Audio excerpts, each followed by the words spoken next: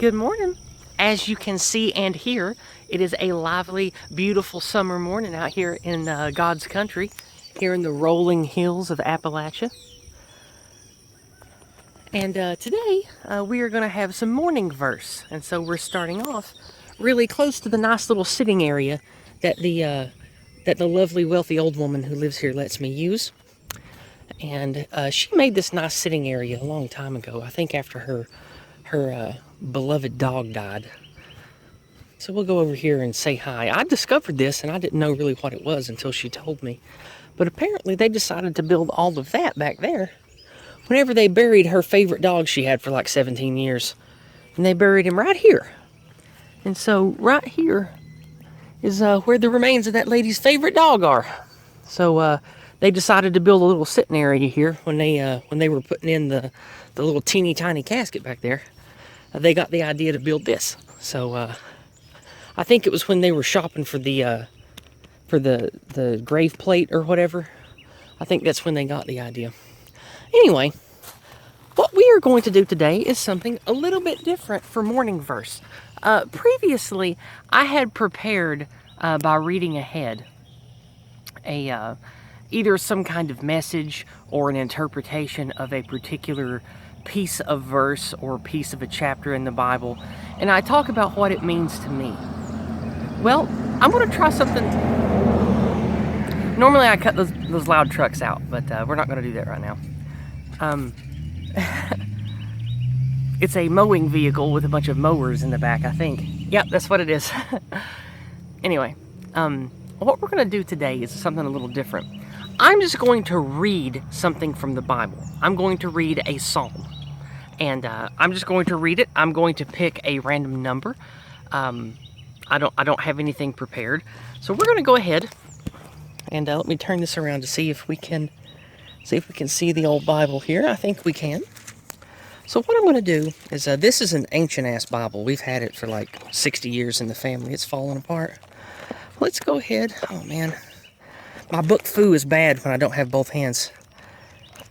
Oh, no. It's way too early. There's Proverbs, so we're close to Psalms. There we go. All right. Well, we turned open to Psalm 125 to 132, New King James. Now, I don't really have a particular... Well, let me move the camera here so you guys can hear me, or see me, rather. I didn't have a particular psalm in mind, but since we opened up to 125 to 132, let's just read some. So we're going to go back and forth between looking at me as I read and looking at the page as I read. So I'm going to take my sunglasses off because, thankfully, I don't necessarily need them right now. So let's go ahead and start with looking at me. Okay. Let's, am I in frame? There we go. Psalm 125, a song of degrees. They that trust in the Lord shall be as Mount Zion, which cannot be removed, but abideth forever. As the mountains are round about Jerusalem, so the Lord is around about his people, from henceforth, ever, forever. For the rod of the wicked shall not rest upon the lot of the righteous, lest the righteous put forth their hands unto iniquity. Do good, O Lord, unto those that be good, and to them that are upright in their hearts. As for such as turn aside unto their crooked ways, the Lord shall lead them forth with the workers of iniquity. But peace shall be upon Israel. Well, what a psalm to pick to start with. I didn't prepare that. So now we're going to do one with just following along in the Bible. Let's make sure that the camera can see. I feel like that's got it in frame pretty good. So we're going to do Psalm 126 next. Still in a song of degrees. When the Lord turned again the captivity of Zion, we were like them that dream. Then was our mouth filled with laughter, and our tongue with singing. Then said they among the heathen, the Lord hath done great things for them. The Lord hath done great things for us, whereof we are glad. Turn again our captivity, O Lord, as the streams in the south, which hopefully shall rise again. They that sow in tears shall reap in joy. He that goeth forth and weepeth, bearing precious seed, shall doubtless come again. Sorry, the wind is making this difficult. Let's take that again. 6. He that goeth forth and weepeth, bearing precious seed, shall doubtless come again with rejoicing, bringing his sheaves with him. A song of degrees for Solomon. Psalm 127. Except the Lord shall build the house, they labor in vain that build it. Except the Lord keep the city, the watchman waketh but in vain. It is vain for you to rise up early, to sit up late, to eat the bread of sorrow, for so he giveth his beloved sleep. Lo, children are an heritage of the Lord, and the fruit of the womb is his reward. As arrows are in the hand of a mighty man, so are children of the youth. Happy is the man that hath his quiver full of them. They shall not be ashamed, but they shall speak with the enemies in the gate. All right, well, that was Yizz reading some Bible verses. I like Psalms. They have a beautiful, poetic, almost magical sound to them when read. I was really put on to the majesty of Psalm by young Squire Turnip at the Shieldings event, where he led us in group psalm chants. And it was a lovely thing.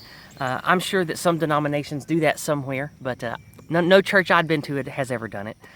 It felt more like a Catholic thing than anything else, so maybe it's Lutheran, I don't know. But it was a lovely time having young Squire Turnip lead us all in speaking and chanting psalms together. So I thought we would just pick psalms today for me to read. It was a good time. So tell me what you think about this format. Do you like it better when I have a verse prepared, read it to you or recant it to you from memory, and then tell you what it means to me? Or would you like it if just every once in a while, maybe every couple of weeks, I would come sit out here and just read you stuff from the good book? Or do you like both? Do you think I should have a mix of both? I don't know. I like my morning verse segment. It feels good to come out here in the beautiful morning, sit in God's country and read God's book. But I don't know. Maybe you would like me to just read and not share my thoughts on it.